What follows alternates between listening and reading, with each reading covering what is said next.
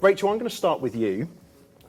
As investors, what does the journey towards a net zero carbon economy look like for you?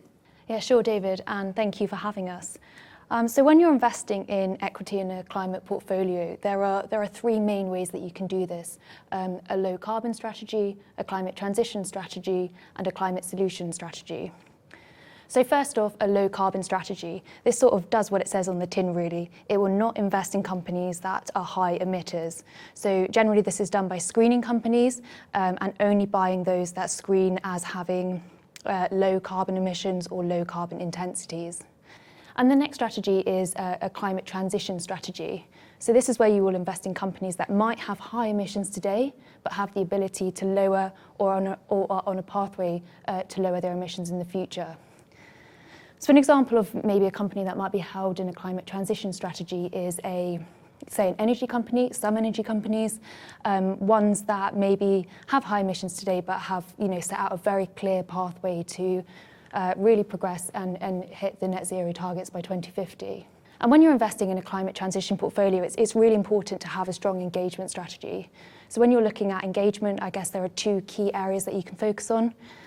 So firstly, improving disclosure and across the whole of the supply chain. So not just scope 1 and 2 emissions, but also scope 3 emissions, and also really improving and setting really key targets. So making sure that science-based targets are set and actually having those formally implemented. And we'll touch more on science-based targets later in the discussion. And then finally, we have a climate solution strategy. So this is where you will only invest in companies that have a positive climate contribution. So really only investing in companies whose products or services either significantly reduce or completely abate the need to have carbon in the atmosphere. And when you're doing this approach, it's really important to really dig under the bonnet of what this company does. So what we are looking for is we're looking for companies that have a net positive climate contribution, i.e. the carbon emissions that the company saves or avoid is higher than what the business emits itself.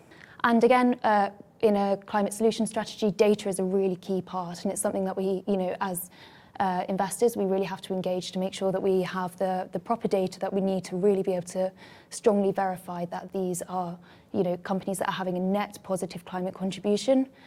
So I guess we can't take anecdotal stories for climate solutions. We really have to prove numerically and through data that the positive climate contribution is there.